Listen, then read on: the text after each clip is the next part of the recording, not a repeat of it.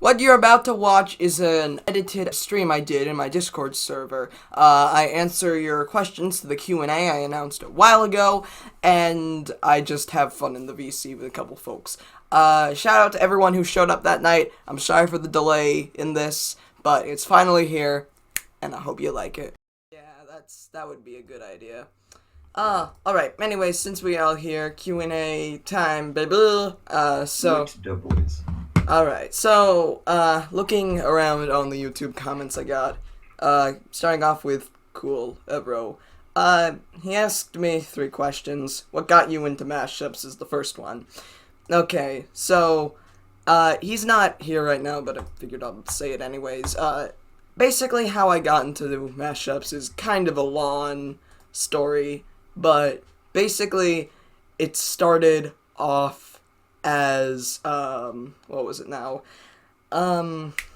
My guitar teacher and I were talking once about music, and then somehow we got onto the topic of Oasis. And, oh, hi, movie, how goes it? But anyways, we got onto the topic of Oasis, and I, just saying how I liked the band, and, I thought that their stuff was enjoyable. But, he said that he also knew who Oasis were, but he only knew one of their songs, and that song wasn't even their own song, it was a remix of one of their songs. And I asked him what the remix was, and he pulled up, the Wonderwall. No, not Wall Spin. Oh. Wonderwall. It was the, yes, it was the track from Mouth Silence, and it was a good, remix, but I didn't really think much of it until a few months later. And then I asked him, what's the name of that remix you showed me of Wonderwall a few months ago? And he said, just go on the Google and search for Wonderwall without the vowels. And then I found Neil from there, and I discovered, Mouth Silence was an album that did mashups, and, there were songs on there like Crocodile Chop, Best, and, Piss, a lot of really good mashups. And then, after looking into this guy for a while, I realized that he had 2 other albums of the same name, similar name, because mind you, this was before Mouth Dreams was a thing, so there were just 3 in the trilogy. And I listened to all 3 of these, which, Silence, Sounds, and Moods.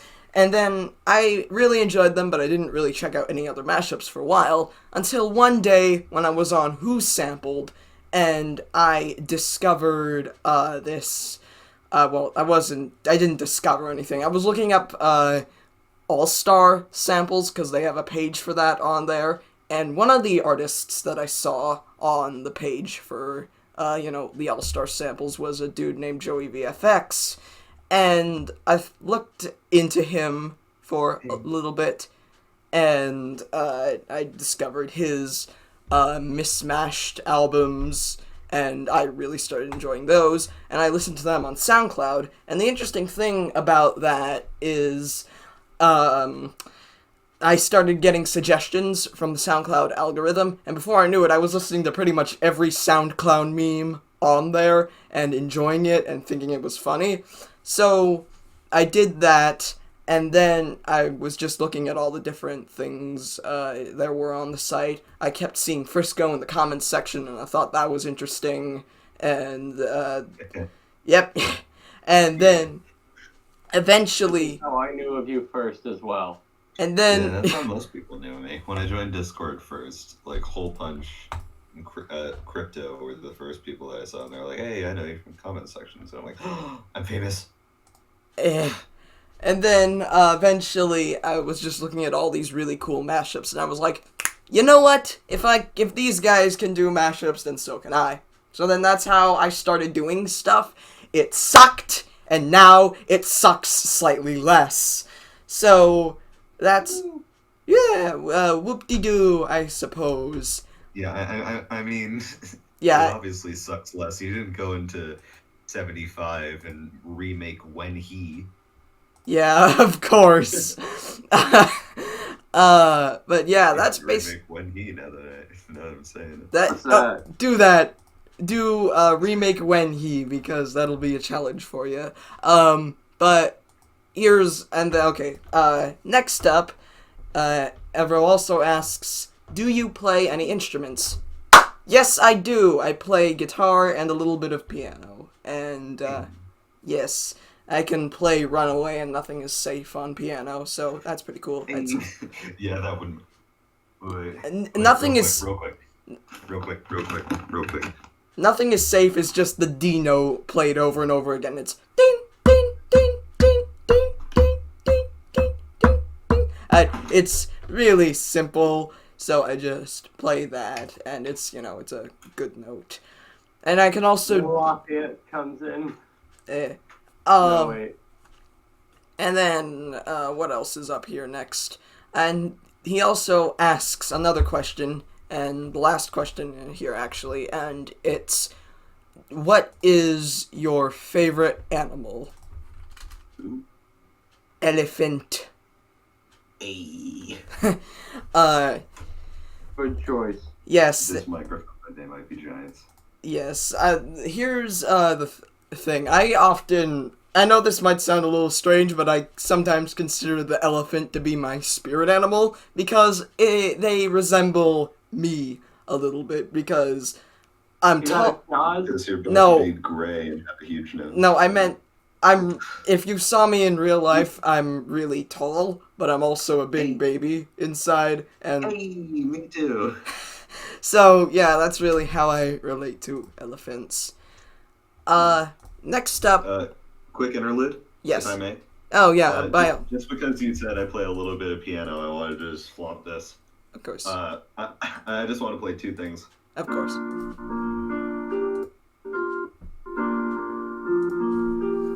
Fuck. Okay, and then another one.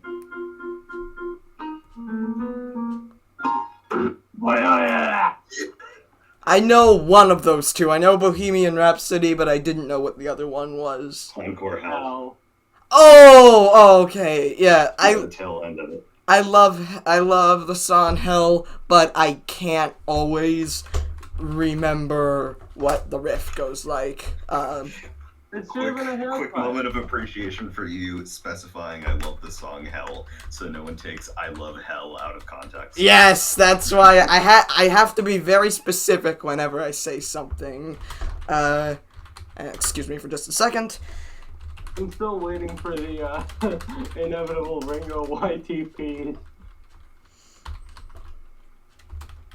Alright, so I pinged Ree because he's next up. He's idle right now, so I'll wait a bit, and I guess I'll just skip ahead to, Midcall's questions, since he's in the VC right now. So, this actually answers, 3 different questions I got from the Q&A all in one, and his question was, what made you want to have the Ringo Sona? Another one was, what does the flicks in your name mean? And the other was, what was it now? Ringo plus MF Doom, why? So, I'm gonna answer all those 3 with a long story.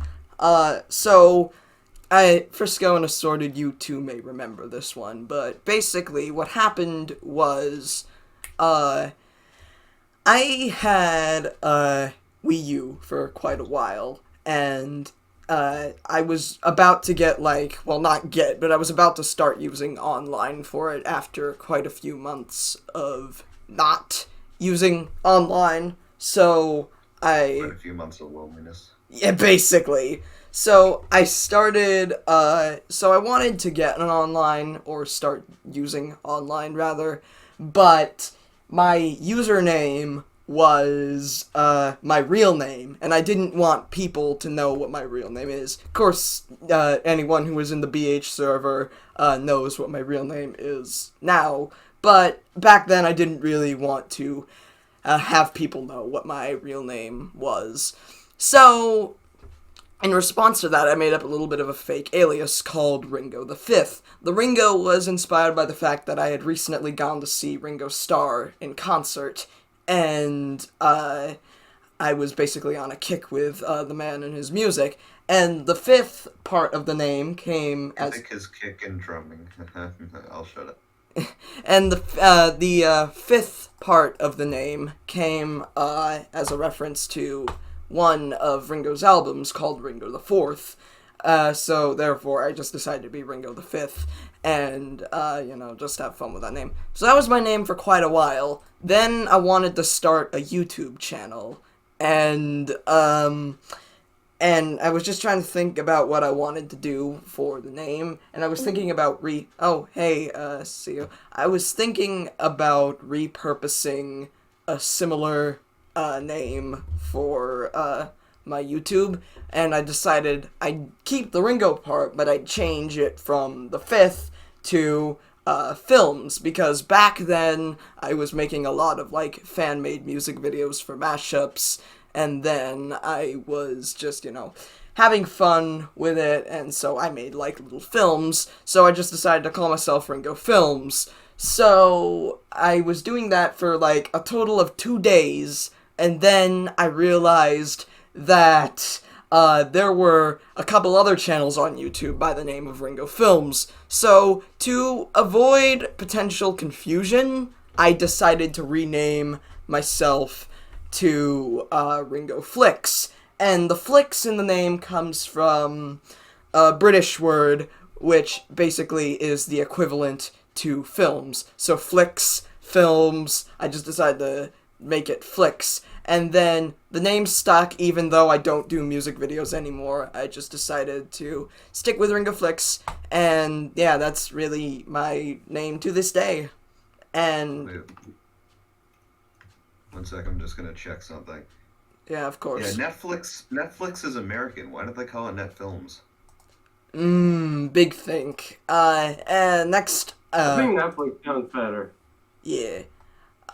Net Films is the more literal version of Netflix. And I also think it's the less safe version of Netflix. Yeah. I honestly prefer net films, TV shows, and other forms of media. Yeah, that's fair. Sorry about that. Oh Lord. Next up, mid. And then where did the Doom mask come from? I guess is the other part of the question. Oh yes, the Doom mask. The Doom mask. Okay, let me explain the Doom masks. Now, as much as I hate to admit it, the Doom mask thing came from a thing Mo was doing, where we were working on this remix contest for tracks off of Mad Villain's Mad Villainy, which, for those who don't know, Mad Villainy is a collaboration between MF Doom and a fellow producer from Stone's Throw by the name of Madlib. So they decided to fuse Mad and Villain, because Doom is sometimes referred to as the supervillain of hip-hop, so they just decided to name themselves Mad Villainy. Yeah, it's a reference to his whole name is his mask. It's a reference to Doctor Doom from the Marvel franchise. Yeah, exactly. So I decided that I would,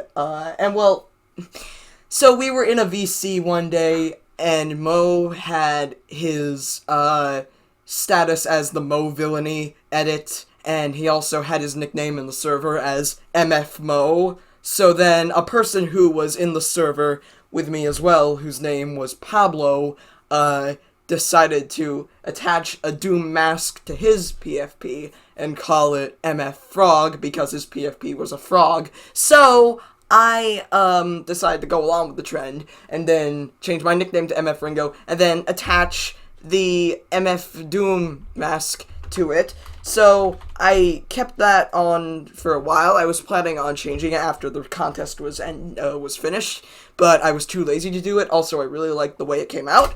So yeah, you have that logo, which is a staple of my brand and one that I still use on YouTube and Bandcamp. And And fun fact, the name MF Ringo at the time was the closest Ringo ever was to saying a swear word. No, Frisco. MF in Doom's name means metal face. Mad Villainy. No, it means right, yeah, metal metal face. Yeah, metal face on mic, metal fingers on the beat. So, no, it's not, what you think it is. Next, question. Favorite YouTuber? This was actually a question asked by Gazian and Sapphire, but, Midcall got to it as well. I'm gonna be completely honest. I don't have one. I just kind of surf the net if I'm feeling bored, and I just watch whatever is in my inbox. Sometimes, if I'm in a very specific mood, I have favorite channels to watch. I kind of like the odd ones out a lot, but really that's the only one that comes closest to being a quote-unquote favorite YouTuber. I don't really have a favorite besides that. Next, but yeah, that's basically the answer. Will you ever try making original music alongside mashups in the future? I do, as a matter of fact. In the summer, I want to try starting work on a little bit of a Plunderphonics project inspired by the Avalanches and Departure. And, I'm obviously going to need some help on that, because that's going to be the first time I've ever really done it before. But if I can get the right assistance, also just make the right stuff, I'm going to try working on a little bit of a Plunder project. And also, I've dabbled in the genre before. I've made 2 demos. One ended up getting posted, the other didn't. So, I'd like to do stuff like that at some point in time. I don't know when exactly. I know it's gonna be sometime in the summer, but I can't promise an exact date because, yeah. That's all the questions from Midcall. Actually, it wasn't, because I didn't answer the favorite mashup of all time question, but my answer to that is the complete version of Lost Woods from Siva Gunner. It came out in 2016, and I still have a really soft spot for it, even after all this time. I can see, I'm still gonna wait a little bit for Regal to get in the VC, because I'm hoping that he's here for some of these questions that I answer from him. But in the meantime, I'm just going to go down the rest of the list. Lord... yes, you did, movie. I'm getting to them. Lord Cio asks, favorite mashups you've done? And hard to say for sure, but some of my personal favorites I've made include Green Dracula, Further with the Mashup Tennis Association, really most of the stuff off A Collection of Random Bootlegs Volume 1, Beverly Bound, Poisonous Citrus, and maybe a couple other ones. But yeah, that's basically my favorites of all the various stuff I've done over the years. Quote-unquote years.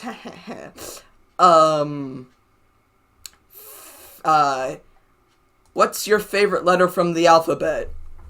B!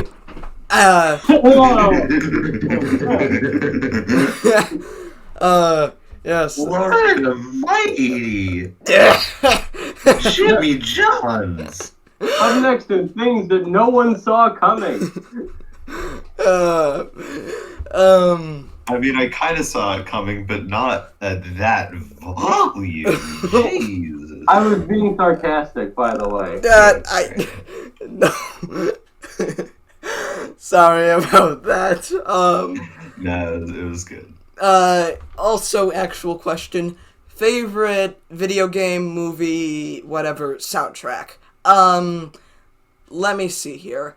Video games, here's the thing. I haven't really played a lot of video games outside of Nintendo stuff, so I can't really say for sure, because I haven't done a lot from outside that, corporation or whatever you want to call them. But really, based off of the stuff I have played, probably I'd go for 2 particular things. The Breath of the Wild soundtrack, which, even though most of that is just piano music that's played at random, it's still really good, and it adds a lot to the ambience of the game and the whole, like, open-air feel. And that's something that I really admire, like, the different direction they were taking, because really a superimposed soundtrack might have killed the vibe a little bit, if I'm being honest.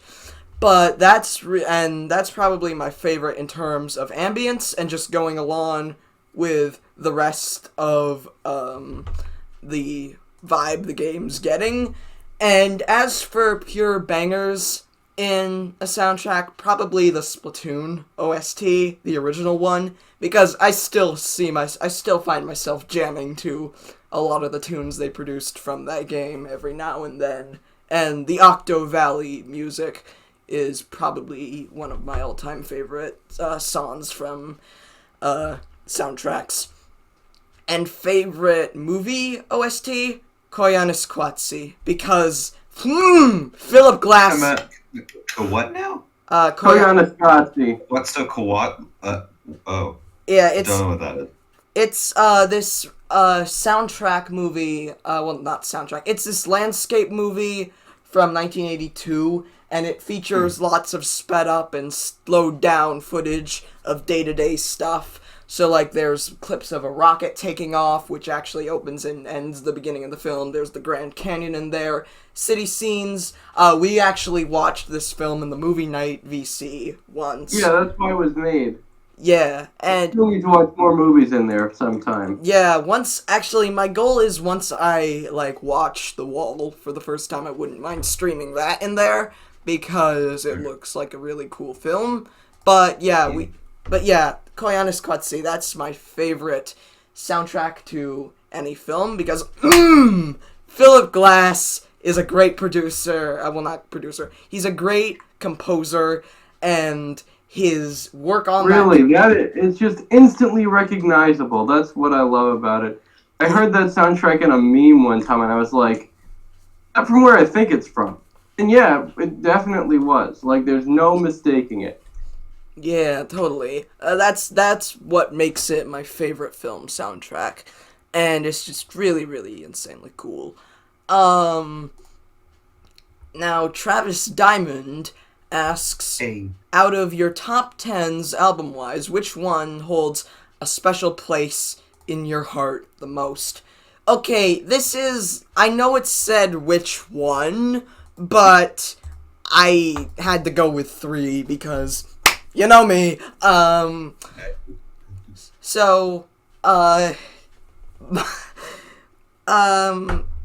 chose 3 for 3 different reasons. Number 1 on, the top 10, the one that holds, special places, I suppose. First one is Sgt. Pepper's Lonely Hearts Club Band, because that's always gonna be my favorite album of all time, because I keep coming back to it all the time, and it's just... Of course. Yeah, the Beatles just got me into music as a whole, so naturally I have a special place in my heart for them, no matter what the deal is. But it's just, even nostalgia reasons aside, it's a great album. It was pretty much ahead of its time, and it's really a cool project to sit down, give a listen to. And it never gets old, in my opinion. It's a fun record. Even if it is very overhyped, it's still a great album. And the next one I chose is Velocity Design Comfort by Sweet Trip. Okay. Okay, but anyways, Velocity Design Comfort by Sweet Trip. I chose this one because of how insane the project is. For 2003, it sounds like something that could have been put out this year, and nobody would have thought it came out all those years ago, because it has such a futuristic sound to it. The glitchy experimenting on the record is one that's insane, and I think it's honestly some of the best. Robbie and Valerie really hit it out of the park on that sense. The shoegaze stuff is very relaxing, and Design 2-3 is probably one of my favorite songs of all time. And the electronic elements of it are really great in the sense of all the production that's put into it and all the work. And really it has a lot of, it predicted breakcore before breakcore was a thing. And I think that's really insane. But really the reason why I put it in there for one of the most special albums is because it inspired me on a creative level in more ways than I can count. Because first of all, one of the things that it taught me was that I could create music that sounds weird, but people would probably still like it because of how interesting and experimental it is.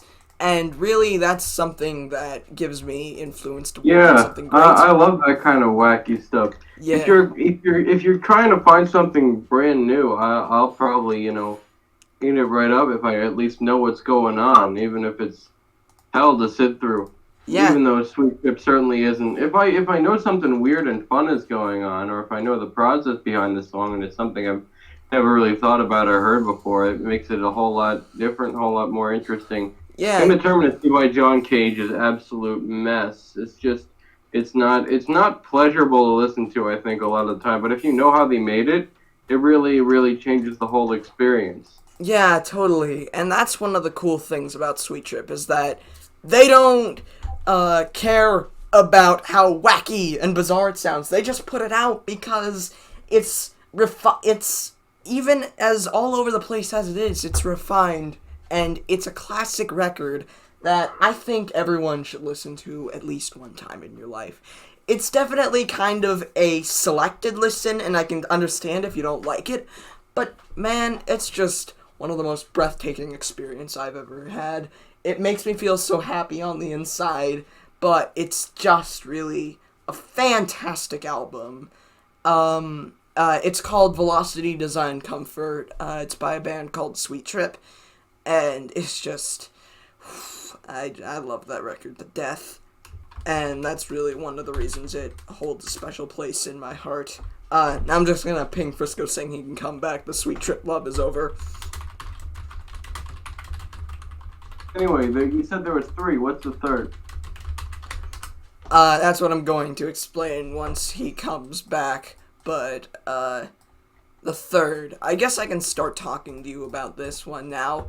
The third, I'm going to need to re-listen to this one, in all honesty, because it's great. It's great. It's really a good album, but it's kind of forgettable. Well, not forgettable, but I don't really remember a lot of it, but I'll need to rehear it at some point. But the third one I pick is Lawn Wave by Bonnie Doon. This one holds a special place in my heart because Bonnie Doon, they're a very, very obscure band, and I don't know a lot of people outside myself that know of their existence, but they're great to me in the sense of I'm not entirely sure what how you could call them, but they're kind of dreamy. Their music takes me away to a place of happiness and lighthearted feelings. But, looky, man, Bonnie Doon made my favorite song of all time, and that's the title track off of their album Lawn Wave. And every time I hear it, I'm filled with so many emotions, and it's it could be melancholic, it can be happy, it can basically be anything, but it's one of the songs you can listen to at any time of the day, any time in your life, and you'll just instantly perk up when you hear it, because their infectious harmonies, their nice reflective guitar playing style, and the drums, it's just everything about the song is just so good. Makes me feel happy inside no matter how many times I hear it. And I don't know, man. I love the album so much. It's a great track. It's a great track, and it's a great album. That's what I'm trying to say. It's fun. Yeah. I wonder if Frisco is going to come back. Hang on a second.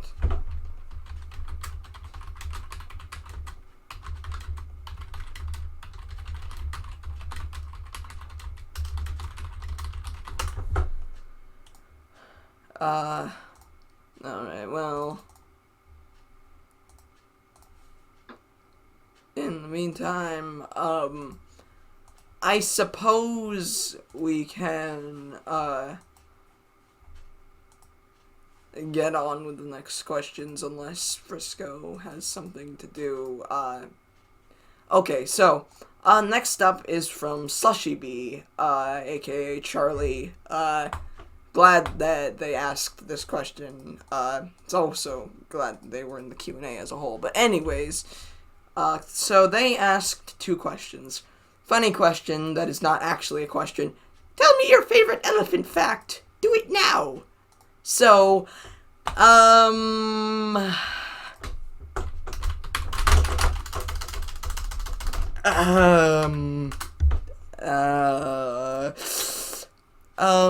hang on a They sec. have really, really, really long They have trunks. long And that's all schnozzles. there really is to say. They have long schnozzers.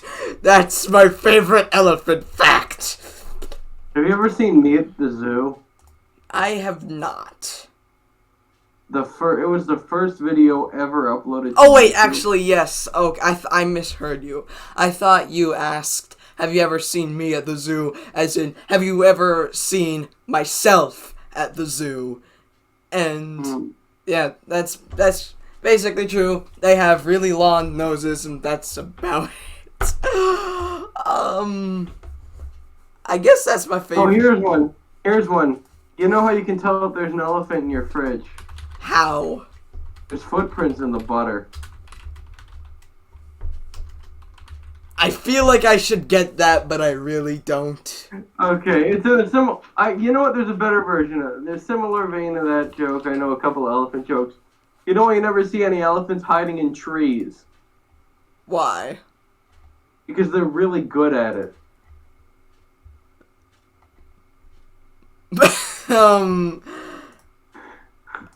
This is horrible. This is okay, but it's actually kind of amusing, I suppose. Hang on a second. So the next question Charlie asked in this was the following. Hang on a second. Let me forgot something real quickly. Okay, it's a serious question. Are there any songs or albums you feel embarrassed for liking? It can be for whatever reason, it being massively hated on, or just some kind of controversy around it, or maybe it's just like, other reasons. Well,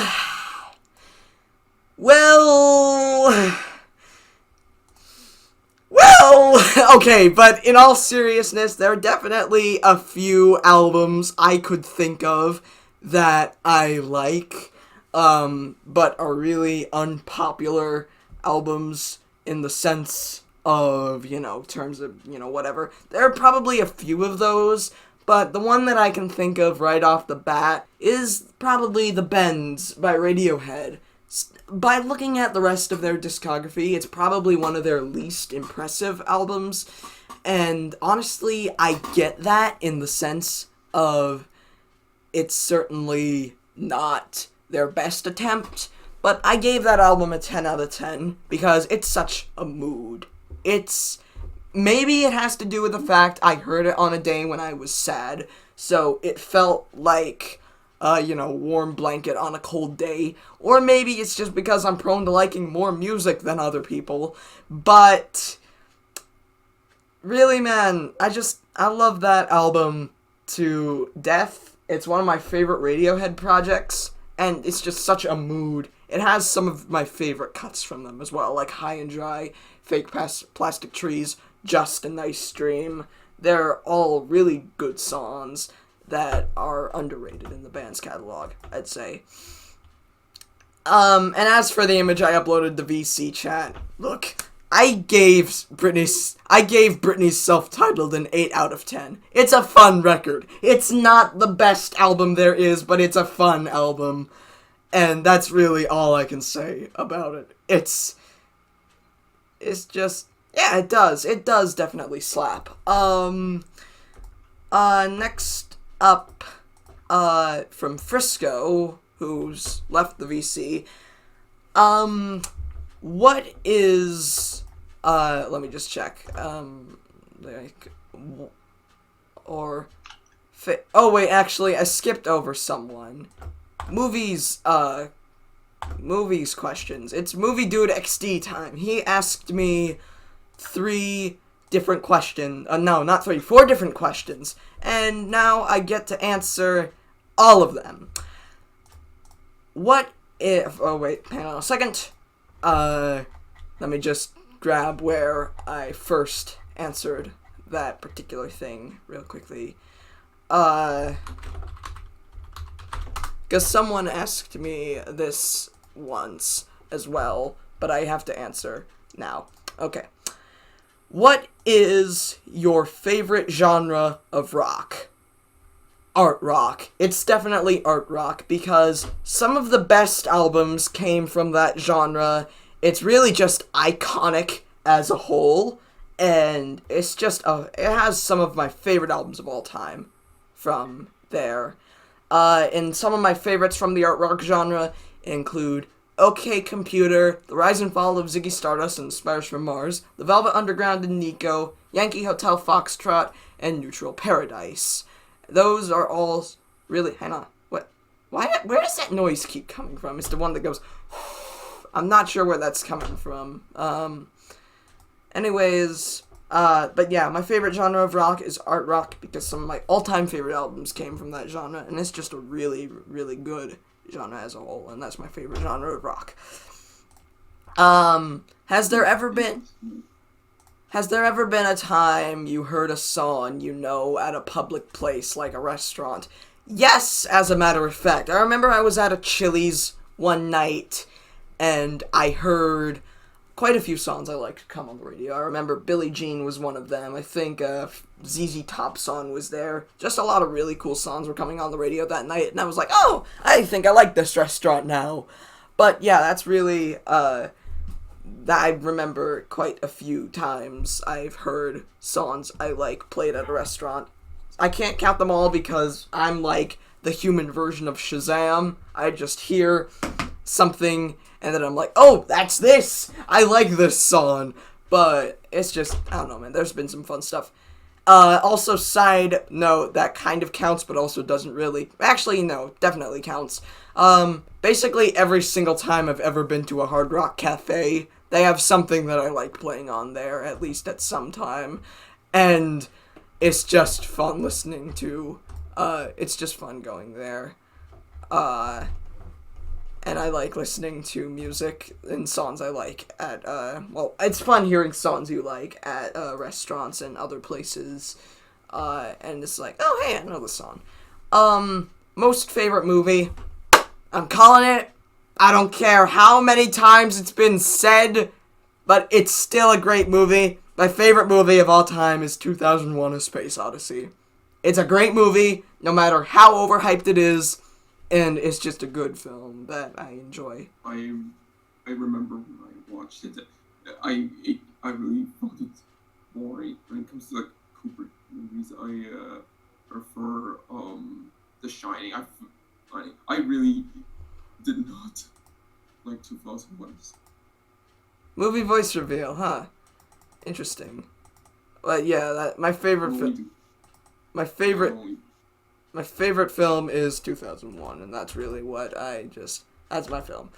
And last one, number 4. Do you think urine and feces is the real content? What the hell is up with urine and feces? I keep seeing it everywhere, but I don't even know what the joke... It's a PragerU YTP reference. Oh, okay. Well, in that case, no opinion, really. It's a thing. It exists. Just have no opinion on it. That's really all I can say for that. Okay, now for Frisco's question. Favorite one-hit wonder. This can be for any genre, or you can answer multiple times for multiple genres. Look, I'm gonna be honest. I really don't know. Like, there's probably a couple I could think of if I really wanted to think, but my brain is blank. I'm not entirely sure what my favorite one-hit wonder is. That's really all I can say. It's just, there have definitely been a few I've heard sometimes that I thought, oh yeah, this is cool, but I don't really know what my favorite is off the top of my head. That's just, yeah, that's really, there probably is something if I thought about it hard, but right now I can't think. And lastly, from Assorted, you get to meet one person. Who is it? I had to think about this one hard, if I'm being honest. But Let's say living or dead. Living or dead? Okay, well, I wasn't entirely sure at first because there's lots of stuff that I listen to that I'd probably... Oh, hey, I would not mind meeting these people at some time in life. But really, I think the one that I ended up siding with might be, what would it be now? There are actually probably multiple people that I wouldn't mind trying to meet in real life, but a couple that come to the top of my head might be three, particular ones. Maybe my first option might be Tyler, the Creator, because I've heard quite a few of his, albums, and I like his stuff, but also the fun thing about that is that if I met him, I could probably meet quite a few other people I enjoy via him, like Frank Ocean, Kanye, or maybe even if I was pushing it, I might even get the chance to see, like, some other cool people, like from the Odd Future game, like Earl Sweatshirt. But yeah, that's probably what I think, I'd say for my first option. Some others might be, Will Toledo. I wouldn't mind meeting that guy at some point because we could probably talk for a while about random stuff. I know he likes, David Bowie, Kanye West, and Weezer, so it would be cool just having a talk with him about stuff. Thundercat and Flylo would also be pretty cool to meet, because I have Cosmogramma and Drunk as 10 out of 10 records, so I could vibe with meeting any of the people that I just mentioned, but my favorite is, but my number one pick might have to be Tyler. And, okay, so it looks like Regal isn't gonna be in VC anytime soon, so I'm just going to answer this question, the questions he asked. What's your favorite MF Doom album? Definitely Food, with Operation Doomsday as a close second. I'll probably need to listen to some of his other records, like Born This Way, or not Born This Way. That was Lady Gaga. Yeah, that was, but I think there was actually MF Doom, Born Like This. I'll need to listen to Born Like This sometime. Maybe some of his other stuff under different aliases, like the Victor Vaughn projects or the King Ghidra projects, but my favorite for the time being is definitely Food. I've already answered the favorite mashup you've made question. Who was the worst Beatle? I'm gonna be honest with it, I don't know. I mean, I guess if I had to pick, it might be Ringo, because his stuff doesn't really stand out in comparison to stuff like John or George. But then again, he has his own signature style to him, so that doesn't really make him bad by any stretch of the matter. He's just not that interesting in terms of some of the other Beatles and what they ended up doing. Not gonna lie, you were gonna say George, because when people think of the Beatles, they think of Ringo, McCartney, Paul, and John, but nobody ever talks about. Well, George had his own strength in him, I'd say, and that was really revealed later through his solo projects. Like, he would talk about Buddhism a lot. He's also a very strong songwriter on his own. Like, if you listen to All Things Must Pass, he has some really strong solo moments. Run of the Mill is all just, a song about the Beatles breaking up, and it's just, he's a good songwriter. He really is. But I'll give you that much. He is definitely the quiet Beatle, like they said. But I guess I judge the Beatles based off of their songwriting techniques when I think about that kind of stuff, and I think based off of that alone, Ringo is the least impressive. But that doesn't make him bad at all.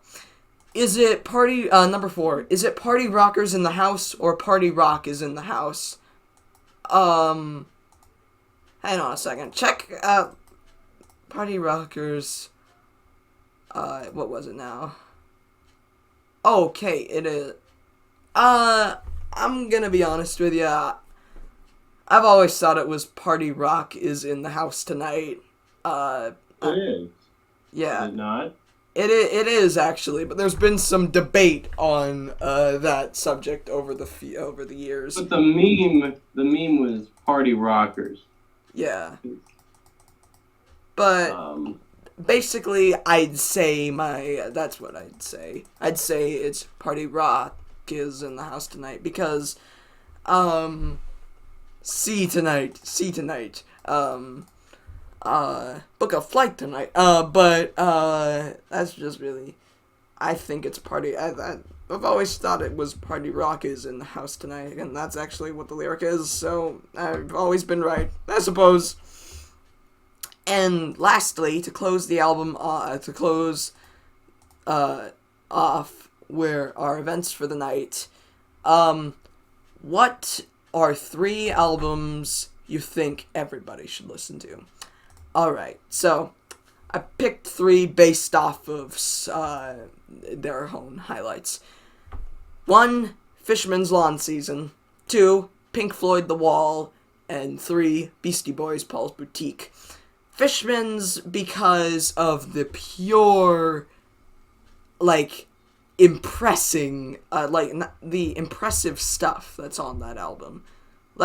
Whether you like them or not, you can't deny that those 3 dudes got talent. And really that's exhibited on the album, because, there's the dreamy segments, the more aggressive drum beats in part 3, they're legitimately good singing.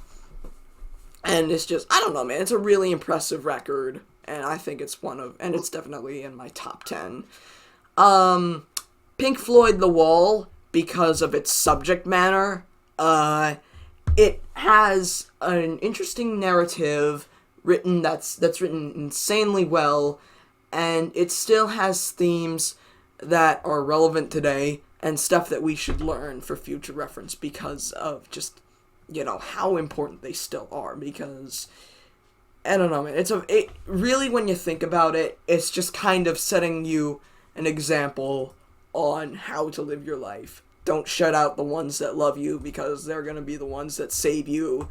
And even some of the themes it explores, like the fascism themes, the whole Nazi bombings, unfaithfulness, really sort of showcasing how brutal the school systems were in London at the time, and that even got them in trouble because of how much they believed in their cause, but everyone was like, no, and you're wrong, so, they ended up getting banned in several places for that song, Another Brick in the Wall. But it's really interesting when you believe in something enough to get banned in certain countries just because you're saying what you believe to be the truth. And really, I think that's admirable on their part, and I think it's really cool.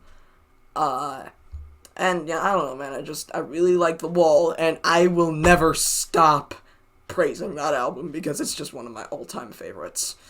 And my third pick, Beastie Boys Paul's Boutique, because the production on that album is still stellar. The sample techniques that they used to make the beats are just insane. It has a few lyrics that even make me laugh out loud sometimes, but it's just genuinely a great record, and it's one that I find myself jamming to all the time. And it's just, I don't know, man, that's definitely what I would pick for my third option. shout out to Blonde by Frank Ocean, because that whole album is just a vibe. But really, I think that the ones I picked were the three most impressive. And yeah, that concludes tonight's Q&A. I'll probably upload the video sometime on YouTube in the next couple days. But yeah, thank you to everyone who came out tonight, and it was fun. It was a fun night tonight. I'm probably still going to be in the VC for a little bit, but that's basically the end of the Q&A segment. And yeah, thank you all so much. And till next time we meet, bye.